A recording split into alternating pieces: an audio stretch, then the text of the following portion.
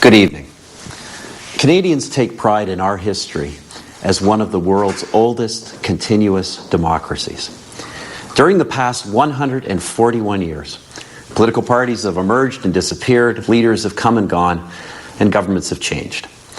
Constant in every case, however, is the principle that Canada's government has always been chosen by the people.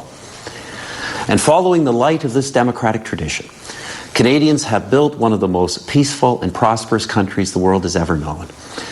A land of hope and opportunity that inspires others around the globe and has drawn millions as new immigrants to our country. On October the 14th, for the 40th time since Confederation, Canadians voted in a national general election. We are honored that you returned our government to office with a strengthened mandate to lead this great country through the most difficult global economic crisis in many decades. Canada's government is acting to deal with the crisis right now. Further business and personal tax reductions are coming into effect. We are doubling spending on infrastructure. We're ensuring credit for businesses and consumers by injecting liquidity into financial markets. We're helping seniors who rely on RIF income and securing pension plans. We're implementing the Automotive Innovation Fund, and working with the Government of Ontario, we are undertaking due diligence on any further requests for assistance from the auto industry. We're increasing support and incentives for manufacturers, the forestry sector, and others to pursue business opportunities. We're implementing agreements with the provinces to enhance labour mobility. And next month, on January the 27th, we will bring in a budget which will contain additional measures to boost Canada's economy while making sure we avoid a long-term structural deficit in the finances of Canada. In preparation for that budget, we are consulting widely with Canadians, meeting with the premiers of our provinces and territories, and working in collaboration with our international partners in the G20. The Minister of Finance will be consulting with the business community and interest groups. We are consulting with and expect to hear more from the opposition parties in Parliament. We hope they bring forward specific proposals. We have invited them to do so. In fact, we have already changed some of our own proposals to meet their concerns. Unfortunately, even before the government has brought forward its budget, and only 7 weeks after a general election, the opposition wants to overturn the results of that election.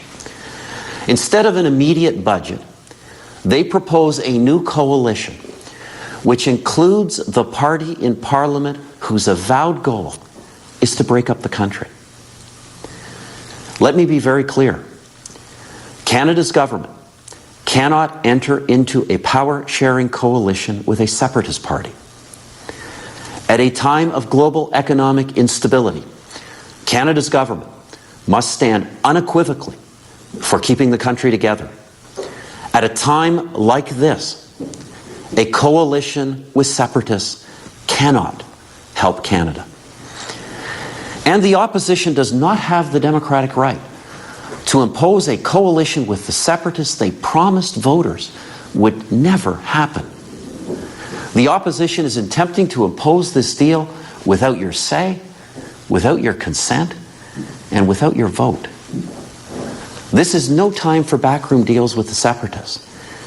It is a time for Canada's government to focus on the economy and specifically on measures for the upcoming budget. This is a pivotal moment in our history. We Canadians are inheritors of a great legacy, and it is our duty to strengthen and protect it for the generations still to come. Tonight, I pledge to you that Canada's government will use every legal means at our disposal to protect our democracy, to protect our economy, and to protect Canada. Thank you, and good night. We are standing by to hear from the opposition leaders, and there was to be a speaking order that was Stéphane Dion, followed by Gilles Duceppe, and then Jack Layton.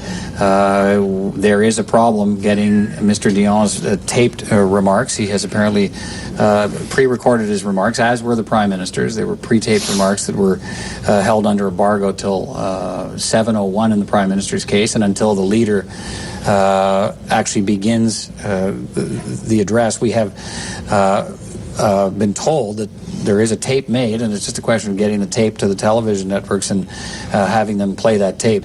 What's the update, folks in the control room?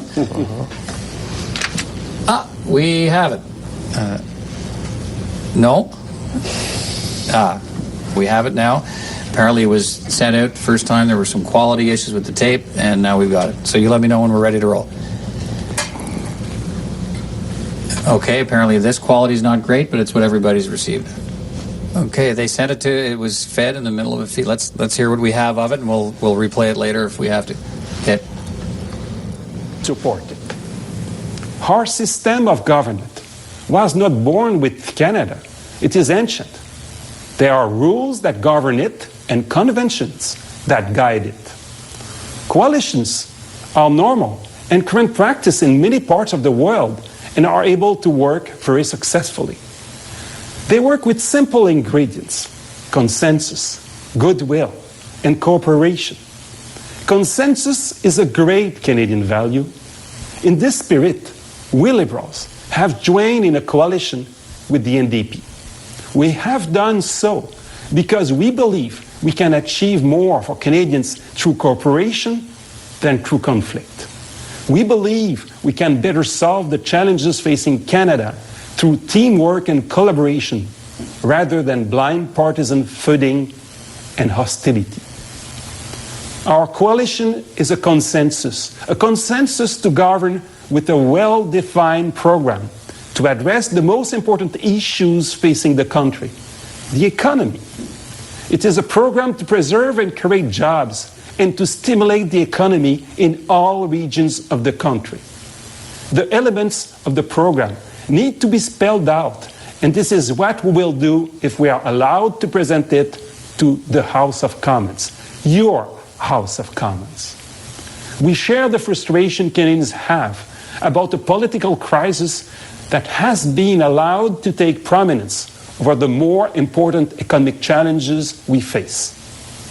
Elsewhere in the world, leaders are working to cope with the recession, to bring forward the kinds of investments that will help their people and their economies. Politicians are working together elsewhere in the world. Rivals are working together. Why not in Canada? Mr. Harper's solution is to extend that crisis by avoiding a simple vote, by suspending Parliament and continuing the confusion. We offer a better way. We say, settle it now and let's get to work on the people's business. A vote is scheduled for next Monday. Let it proceed and let us all show maturity in accepting the result with grace and the larger task of serving Canadians in mind. We believe that in these tough economic times, government has a role to play. Your government has a role to play to ensure that those who are doing their share for the prosperity of our country can continue to provide for the well-being of their families. In times like this, our compassion as a country is tested. We believe it is imperative that the government offers Canadians who have already lost their job, whether in the factories of southwestern Ontario or the forest of eastern Quebec and British Columbia, the support they need to live in dignity and develop new skills. That is precisely what we intend to provide. Earlier today, I wrote Her Excellency the Governor General. I respectfully asked her to refuse any request by the Prime Minister to suspend Parliament until he has demonstrated to her that he still commands the confidence of the House. If Mr. Harper wants to suspend Parliament, he must first face the vote of confidence. In our Canada, the government is accountable for its decisions and actions. In Parliament, your Parliament. In our Canada, the government derives its legitimacy from an elected Parliament, elected by you. Allow me to end tonight on a personal note. If I am entrusted with the role of Prime Minister for the next months that I have left to serve, I will work day and nights to combat this economic crisis, to do what it takes to minimize its effects on Canadians, my fellow Canadians, to protect jobs and to create jobs. Good night. Thank you so much. Good night.